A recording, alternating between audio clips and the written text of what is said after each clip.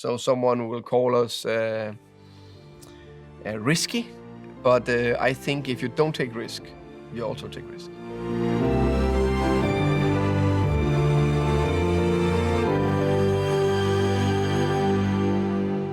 The team we started this game with was David Ryan goal, Ethan Pinnock, Pontus Jansson, Christopher Ayer in a back three, Sergi Canós and Rico Henry in the two wingbacks, Christian Nørgaard as a 6, Franco Nieka and Vitaly Janelt as a 2/8, and then we had Brian Mbeumo and Ivan Toney on top.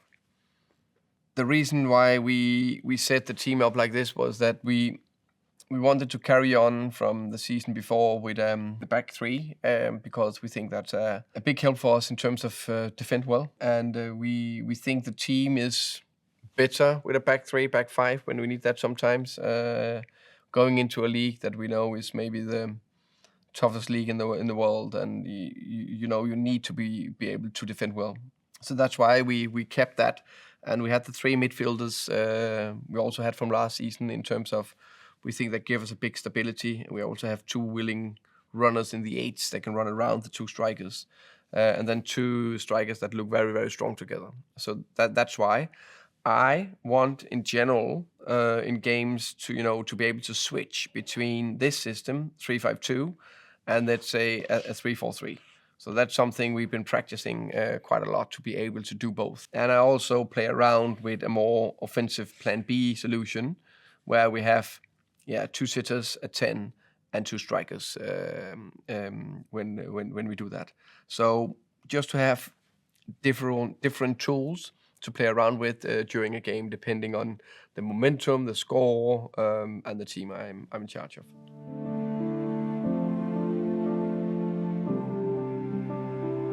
Two things I knew that could be very big for us in this game was our out of possession work, and that was our mindset and setup in terms of high pressure, especially middle to high pressure. The more aggressive we could be, the more forward pressing we could be, the better. That was the one thing, and the second thing was set pieces.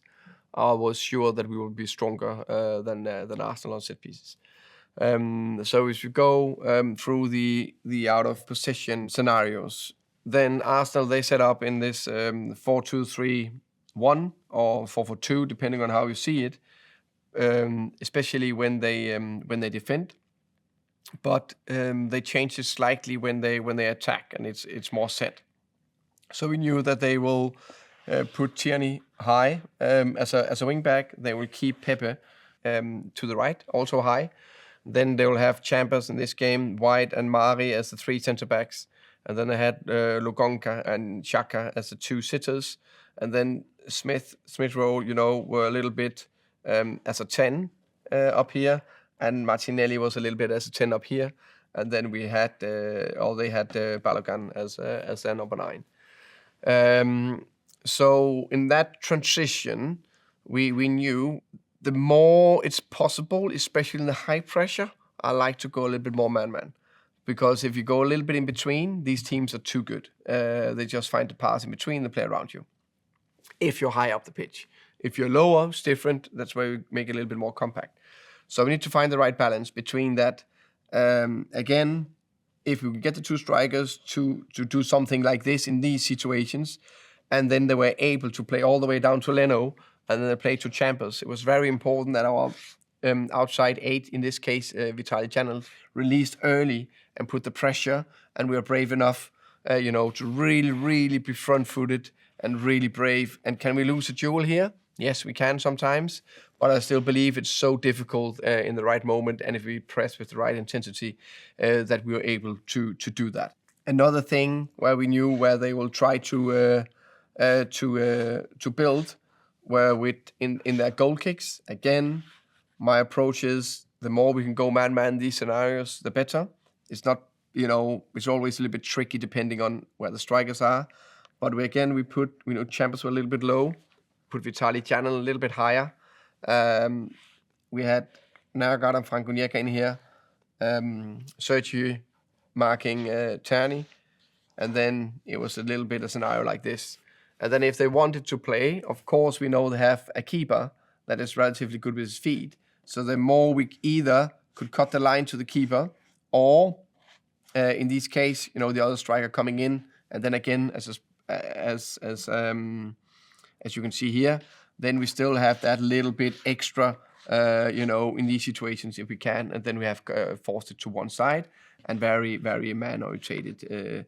Of course, if it goes like this, no reason he stands there, then I still have that man-man zonal approach, so we overload these areas, and if they go longer from here, then he can still double up in these situations.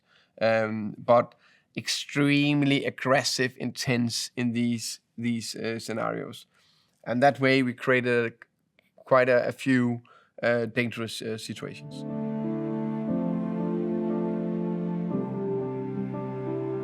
In possession in the game against Arsenal, we tried to find the areas where we could potentially explore Arsenal's weaknesses.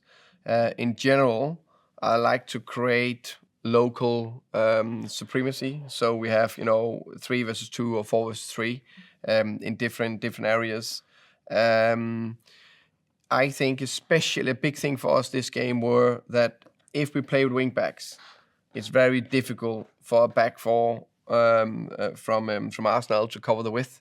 And in these scenarios where you also have that scenario where we have the outside centre back and we have our wing back, so if they go early, then their centre back need to come out either to be with a striker, or that run down the channel here for our 8 is a very difficult and tricky situations for Arsenal to take care of, because now we can create an overload in these situations, or again, it's difficult to cover everything the other side of the pitch. So some of the scenarios was definitely use that space. I would call that space on the outside here to explore.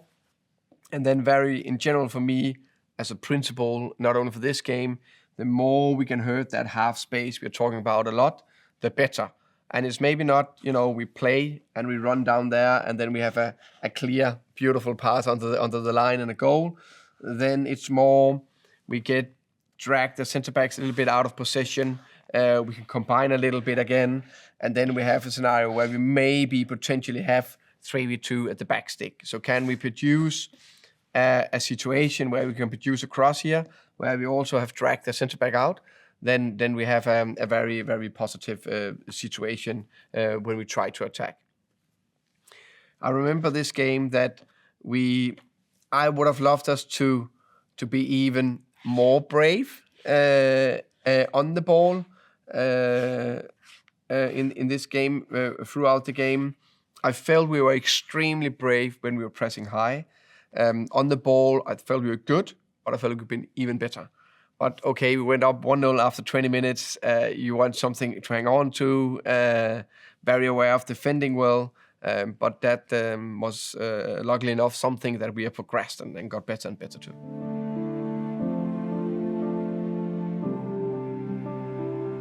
After we decided to go to this 3-5-2 system, one of the big reasons were that we wanted at least one of our wingbacks to be more offensive-minded. So Sergi Canós, that is a winger of trade, he needed a little bit of, convincing that he had to play that role.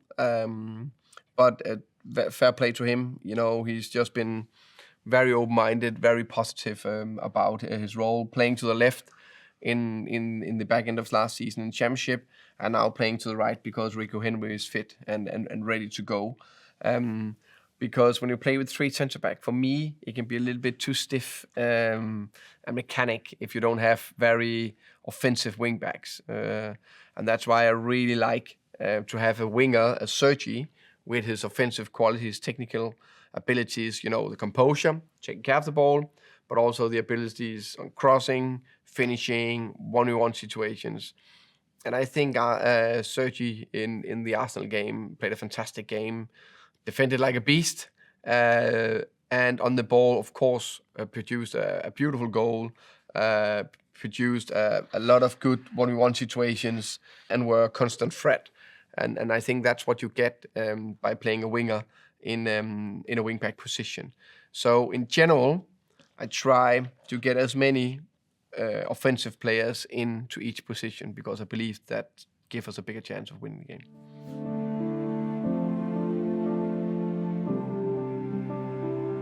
The first goal, I can't remember how many on the last line, but it was something after a set piece that was cleared back to David in that case here. And when he got it here, especially with his abilities on the ball, we are very aware that we keep either the striker Ivan Toney to the side, or one of the centre backs drop to the side, and then instead of start playing, because everyone is getting up, then we play a longer ball to the side, either side, but the side where we have the best mismatch. And from there, Ethan Pinnock, our centre back, won the ball, a duel, and it created a little bit of chaos down here. And after a couple of clearances, Sergi Canós picked up the ball in that situation and were dribbling in towards in the middle of the pitch, and were finishing through the leg of Chambers. So no reaction time for Leno in that situation. So you can say a lot of things in football are random, but the first bit was not random. It's part of when you go back to David, we try to overload the sides with two players either side, and that's where you can drop it down there, and then we can keep it up here and keep the pressure. That was the first goal. In general, we know, and that's also one of the reasons why we play with a front two. I think the two strikers we have in Ivan Toney and Bryan Mbeumo, they complement each other fantastic. We prefer if we can dominate the ball on the floor, and that's where I think we are best when that's possible. I like flexibility. I also think the best teams, they have more weapons, so we can, create through the lines, but also when needed, we can go longer, and that's very difficult to defend a longer ball for Ivan Toney that either link it up and play around with our two eights in these scenarios, or we have Bryan Mbeumo who's running through and going deep in these situations.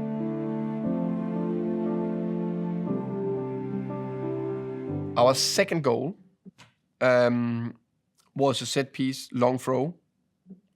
We knew we were stronger than Arsenal, and we had 3 players overloading the front area, and then we have 2, that were going on to the flick.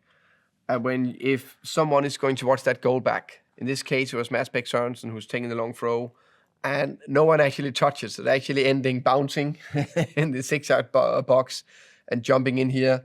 And then we actually have 2 Brentford players in front of each other, almost taking each other out just to get it into the back of the net, because they just overran the 2 Arsenal players. Because it's difficult to defend in these situations because someone's running forward, but they did that very well. What we do as well is that we have everyone up, so we are very offensive minded in these situations. So someone will call us risky, but I think if you don't take risk, you also take risk. So I think it's important that it's a risk reward. And we also have a high line with our goalkeeper David. But in general, if we do this, we have a much better chance of keeping the ball up here, and that second phase can create more dangerous situations for us in the box. So that's why we have that approach.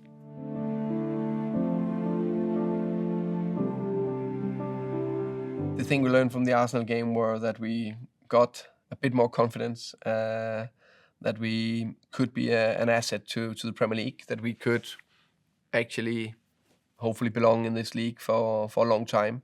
I told the players before the game that I had a massive belief in them. And the week going up to the Arsenal game, I said, I'm going into this game with a feeling that I'll be very disappointed if we lose it. And that's, a promoted team going in to play one of the biggest clubs in the world. But I just knew what these players are capable of. I've known them some of them for almost 5 years. some of them at least 2 years. And it's a fantastic group of players. And I think we also showed that, especially in this game against Arsenal, okay, we can compete. We know it's a very long season, but if we are brave, we have a good mindset, keep doing it the way we want to do it, press as high as possible, try to dominate as much as possible on the ball, then I think we have a good chance.